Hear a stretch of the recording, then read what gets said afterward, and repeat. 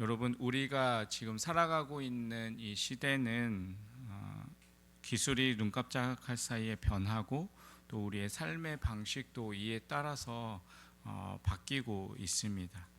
단 몇 초 만에 전 세계의 뉴스들을 우리가 이제 접할 수 있게 되고 또 클릭 하나로 인하여서 많은 정보들을 얻을 수 있는 그러한 시대입니다. 그런데 참 이상합니다. 더 많이 알 수도 있고 더 쉽게 연결될 수도 있는 이 세상이 되었는데 정작 사람들은 점점 더 외로워지고 마음은 더욱더 황폐해지고 있습니다. 진심이 오가는 대화들은 점점 더 줄어들고 눈을 마주하기보다는 이제 스마트폰이나 이런 스크린들을 더 마주하는 시간들이 많아졌습니다. 그래서일까요? 예배 시간에 앉아 있어도 또 기도를 해도 우리의 마음 어딘가에는 이러한 또 마음들이 피어오르기도 합니다. 과연 이 세상은 어디로 가고 있는 것인가? 그리고 하나님은 지금도 일하고 계시는가? 내 삶은 정말 의미 있는 방향으로 가고 있는가라는 그런 생각들이 들게 됩니다. 바로 그때 하나님은 이 사도 요한에게 한 장면을 보여주십니다. 요한계시록 21장 1절에 보면 또 내가 새 하늘과 새 땅을 보니라고 기록하고 있습니다. 이 장면은 단순히 장차 도래할 종말의 순간을 그려낸 묵시가 아닙니다.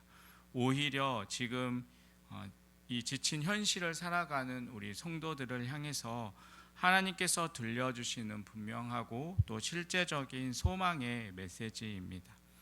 여러분, 요한이 본 이 새 하늘과 새 땅은 단지 어딘가에 존재하는 곳이 아닙니다.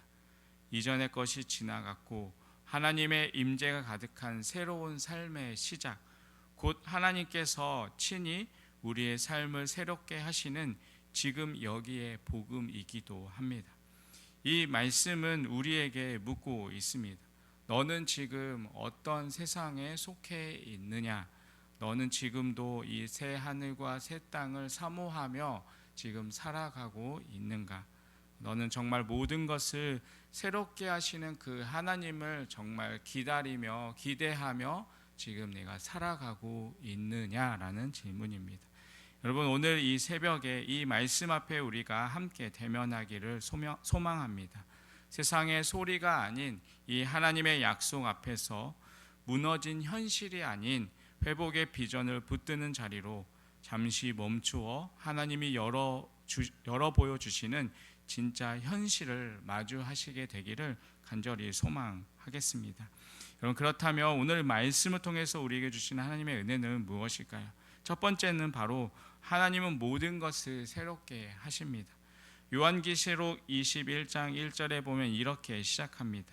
또 내가 새 하늘과 새 땅을 보니 처음 하늘과 처음 땅이 없어졌고 바다도 다시 있지 않더라라고 기록합니다. 여기서 새 하늘과 새 땅은 단지 낯선 장소의 등장이 아닙니다. 그것은 처음 하늘과 처음 땅, 곧 타락과 고통, 죽음과 눈물이 가득한 이 세상의 완전한 종말, 그리고 그 위에 세워지는 하나님의 완전한 새 창조를 뜻합니다. 여러분, 성경의 첫 장면은 태초에 하나님이 천지를 창조하시니라입니다. 그리고 성경의 마지막 장면은 하나님이 새 하늘과 새 땅을 다시 창조하신다라는 장면입니다. 즉, 하나님은 처음부터 끝까지 새롭게 하시는 하나님이십니다. 우리가 살아가다 보면 이건 도저히 회복될 수 없어 보인다라는 그러한 현실 앞에 설 때가 있습니다. 인간의 관계가 틀어지고 건강이 무너지고 마음이 바닥을 치는 순간 우리는 이렇게 생각합니다. 이것은 이제 끝이야. 이제 다시는 이전처럼 회복되지 않을 거야. 그러나 오늘 말씀은 우리에게 분명하게 선포하고 있습니다. 하나님은 처음 하늘과 처음 땅을 지나가게 하시고 새 하늘과 새 땅을 보이시는 분이시다라는 것입니다. 하나님은 과거를 지우시는 분이 아니라 과거를 넘어서시는 분이십니다. 하나님은 우리의 실패 위에 은혜를 덧입히시고 우리의 눈물 위에 위로의 손을 얹어주시고 우리의 절망 위에 부활의 생명을 심으시는 분이십니다. 3절에서 요한은 큰 음성을 듣습니다. 보라, 하나님의 장막이 사람들과 함께 있음에라고 기록합니다. 이 말씀은 단순히 하늘에서 우리를 지켜보시는 하나님이 이제 우리의 곁에 내려오셔서 함께 하신다라는 것입니다. 여러분, 장막은 구약 시대의 이스라엘 백성들과 광야 가운데 거하시던 하나님의 임재의 상징입니다. 이제는 그 임재가 완전히 회복되어서 더 이상 멀리 계신 그 하나님이 아니라 우리 곁에 또 우리 안에 영원히 거하시는 하나님이 된다라는 것입니다. 4절은 우리에게 가장 위로가 되는 약속을 이렇게 전합니다. 모든 눈물을 그의 눈에서 닦아 주시니. 여러분, 눈물은 지울 수는 있어도 닦을 수는 없습니다. 누군가의 눈물을 닦아준다는 것은 그 사람의 얼굴 가까이 또 마음 가까이 다가가야 한다라는 뜻입니다. 하나님이 우리의 눈물을 닦아주신다는 것은 하나님께서 우리 아픔에 가장 가까이 오셔서 친히 그 슬픔의 손을 대신다라는 뜻입니다. 여러분, 우리는 이 땅에서 참 많은 것을 잊습니다. 하지만 하나님은 이렇게 약속하십니다. 다시는 사망이 없고 애통하는 것이나 곡하는 것이나 아픈 것이 다시 있지 아니하리니. 여러분, 여러분의 마음은 지금 어떠하십니까? 혹시 무너진 삶의 자리를 보면서 여기는 이제 다시 회복되지 않을 거야, 이 마음은 더 이상 새로워질 수 없어, 이렇게 혹시 절망하고 계시지는 않으십니까? 그런데 오늘 말씀은 5절을 통해서 이렇게 선포합니다. 보라, 내가 만물을 새롭게 하노라. 여러분, 하나님의 새 창조는 먼 미래만을 말하는 것이 아닙니다. 바로 오늘 이 순간 우리가 다시 하나님을 바라볼 때 시작되는 새 창조입니다. 지금도 하나님은 죄로 찢기고 고통으로 지친 이 세상을 새롭게 하십니다. 그 하나님이 여러분의 삶을, 관계를, 여러분의 믿음을 다시 새롭게 하시기를 원하십니다. 그러므로 여러분, 오늘 이 말씀을 통해 하나님의 음성을 들으시기 바랍니다. 내가 너의 눈물을 닦아줄게. 너의 삶을 내가 다시 새롭게 해줄게. 나는 너를 끝까지 포기하지 않는단다. 여러분, 이 하나님의 음성을 우리가 붙들고 여러분의 삶이 새롭게 시작되는 그런 은혜의 그런 아침이 되시기를 간절히 주님의 이름으로 축원드리겠습니다. 두 번째로, 하나님은 목마른 자에게 생명을 값없이 주십니다. 오늘 본문 6절 후반부에서 하나님은 이렇게 말씀하십니다. 내가 생명수 생물을 목마른 자에게 값없이 주리니. 이 말씀은 구약 성경에 있는 이사야서 55장 1절과 연결이 됩니다. 하나님의 생명은 값을 매길 수 없는 선물이며 동시에 누구든지 목마름을 느끼는 자에게는 차별 없이 베풀어 주는 그런 은혜입니다. 여러분, 우리의 삶은 무언가를 갈망하면서 살아가는 여정입니다. 어떠한 사람은 사람에게, 어떤 사람은 인정에, 어떤 사람은 물질과 성공의 목마름을 품고 살아갑니다. 중요한 것은 이 목마름을 어디서 해결하려고 하느냐라는 것입니다. 세상은 끊임없이 우리에게 이렇게 말합니다. 더 가지면 만족할 거야. 더 성공하면, 더 사랑을 받으면 그때야 행복할 거야 라고 말합니다. 그러나 세상은 우리에게 생수를 주지 못합니다. 세상은 마시면 마실수록 더 목마르게 만드는 이 소금물과 같습니다. 잠깐은 달콤할지 모르지만 결국 더 메마르게 만드는 길입니다. 예수님께서는 이 사마리아 수가성 여인에게도 동일한 말씀을 주셨습니다. 요한복음 4장 13절 14절에 보시면 이 물을 마시는 자마다 다시 목마르려니와 내가 주는 물을 마시는 자는 영원히 목마르지 아니하리라 라고 말씀하십니다. 하나님은 지금도 동일하게 말씀하십니다. 내가 생명수 생물을 너희에게 값없이 줄 것이다. 여러분, 조건 없이 자격 없이 오직 이 목마름 하나만 있으면 됩니다. 다른 말로 하면 자기의 만족으로 배부른 자는 받을 수 없습니다. 자기의 의로 가득한 자, 자기의 계획으로 충분한 자는 결코 이 은혜의 생명수를 마실 수 없습니다. 여러분, 지금 우리의 영혼은 어떠한 상태입니까? 혹시 형식은 믿음을 지키는 듯 보이지만 실제로는 하나님 없이도 살 수 있다고 착각하며 혹시 살아가고 있지는 않으십니까? 기도는 하고 있지만 간절함은 없고, 말씀은 읽지만 실제 갈망은 이 세상에 있는 우리의 모습은 아니십니까? 하나님은 목마른 자를 기다리고 계십니다. 그 목마름이 회개의 자리로 나아가고 그 갈급함이 은혜의 샘가로 이끄는 것입니다. 여러분, 이 말씀의 놀라운 복음은 바로 이것입니다. 값 없이라는 것입니다. 생명은 내 노력으로 살 수 있는 것이 아닙니다. 주님의 생명은 값 없이 주었기에 누구나 받을 수 있고 또 누구나에게 열려 있습니다. 하지만 그 은혜는 결코 값싼 은혜가 아닙니다. 그 생명은 하나님의 아들 예수 그리스도의 보혈로 마련된 생명수입니다. 그 생명수를 우리에게 주시기 위해 주님은 십자가 위에서 내가 목마르다라고 외치셨습니다. 그분의 갈증이 우리의 생명이 되었습니다. 혹시 오늘 이 아침에도 마음 한가운데 깊은 갈증이 있지 않으십니까? 사람으로, 돈으로, 또 노력으로 채워지지 않는 허전함이 있다면 그 갈증은 하나님의 생명수를 향한 목마름일 수 있습니다. 하나님은 그 목마름을 부끄러워하지 않으십니다. 오히려 그 갈급한 심령을 가장 기쁘게 받아주십니다. 값없이 주시겠다고 생명수의 생물로 당신을 채우시겠다라고 약속하십니다.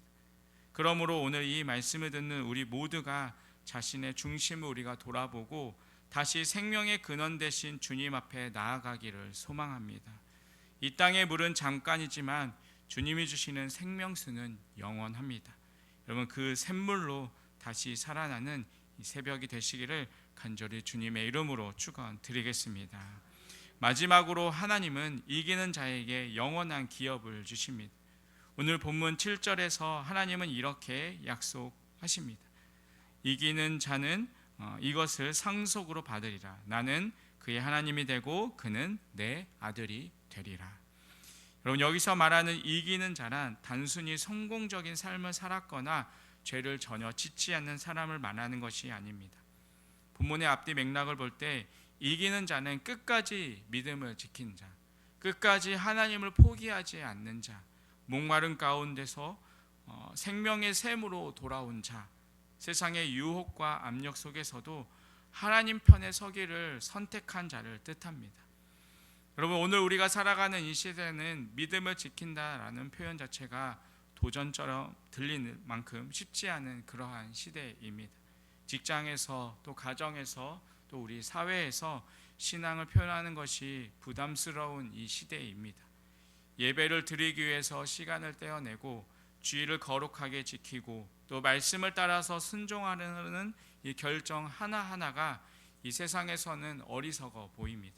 그러나 하나님은 말씀하십니다. 그렇게 믿음을 지켜낸 자, 그들이 바로 이긴 자이다라는 것입니다. 그들에게 주시는 하나님의 약속은 두 가지입니다. 첫째는 바로 그들은 이것을 유업으로 얻으리라는 것입니다. 여기서 이것들이란 앞서 1절에서 6절까지 언급된 모든 약속들을 포함합니다. 곧 새 하늘과 새 땅, 또 모든 눈물의 씻김, 또 다시는 죽음이나 애통이 없는 이 세상, 그리고 생명수 샘물, 또 하나님의 나라의 완전한 이 복음을 유업으로 또 상속으로 주시겠다라는 것입니다. 여러분, 상속은 자격이 아니라 관계에서 오는 선물입니다. 믿음을 끝까지 지킨 자는 바로 하나님과의 그 관계 안에서 새 창조의 상속자가 되는 것입니다.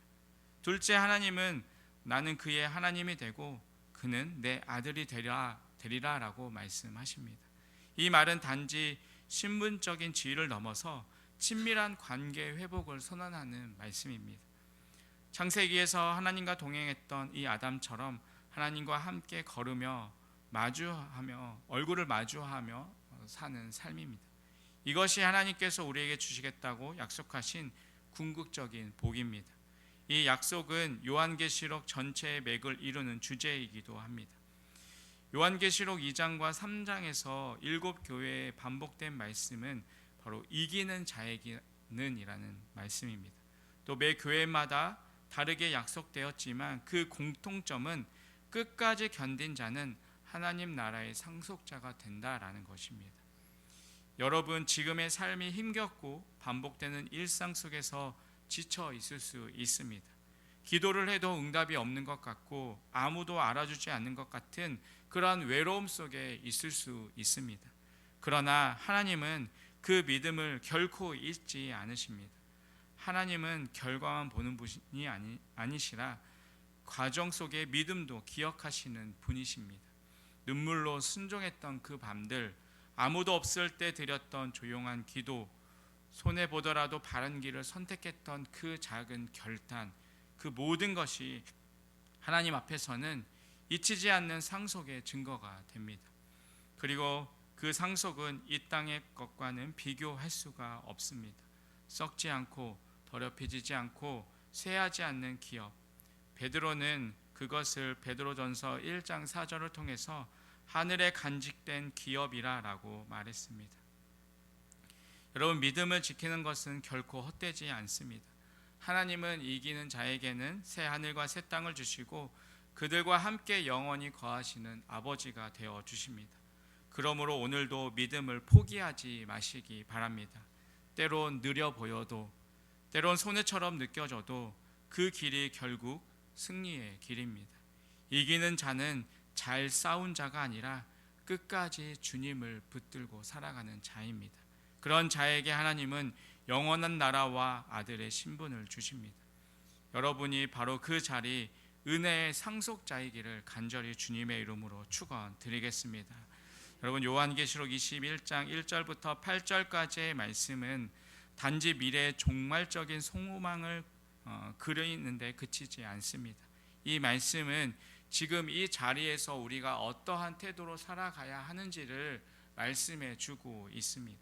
새 하늘과 새 땅은 단지 좋은 곳이 아니라 하나님의 친히 함께 거하시며 모든 것을 새롭게 하시는 공간입니다.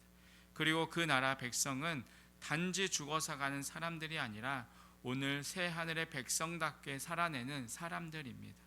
하나님은 그 백성의 눈물을 닦아주시고 더 이상 죽음도 애통도 고통도 없는 세상을 준비해 놓으셨습니다. 그러나 그 은혜의 자리에 이르기까지 우리는 지금 이 땅에서 이 믿음을 지켜내야 합니다.